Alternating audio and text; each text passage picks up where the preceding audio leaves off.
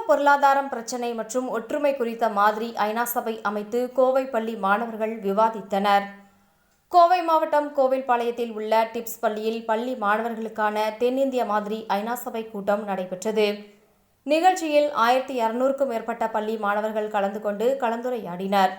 இந்த நிகழ்வில் 12 முதல் 16 வயதுக்கு உட்பட்ட பள்ளி மாணவர்கள் கலந்து கொண்டனர்.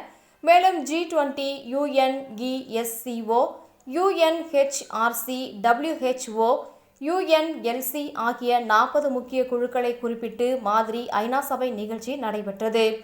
ஐநா சபை போல் வடிவமைத்து ஒவ்வொரு மாணவர்களும் இருக்கையில் ஒவ்வொரு நாட்டின் பெயர் பலகை வைத்து ஐநா சபையில் உரையாடுவது போல மாணவர்கள் தங்கள் பிரச்சினைகளை குறித்து உரையாடி விவாதித்தனர்.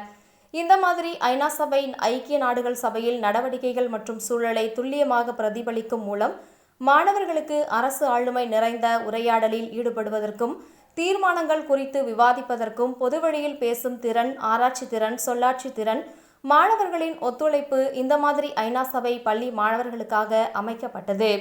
மேலும் இளைஞர்களின் கல்வி எதிர்காலத்தை மேம்படுத்தி உலகிற்கு தேவையான தகவல்களை உருவாக்கும் என்ற நம்பிக்கை இந்த மாதிரி ஐநா சபை பங்கேற்கும் ஒவ்வொரு மாணவர்களுக்கும் தெளிவுபடுத்தினர்.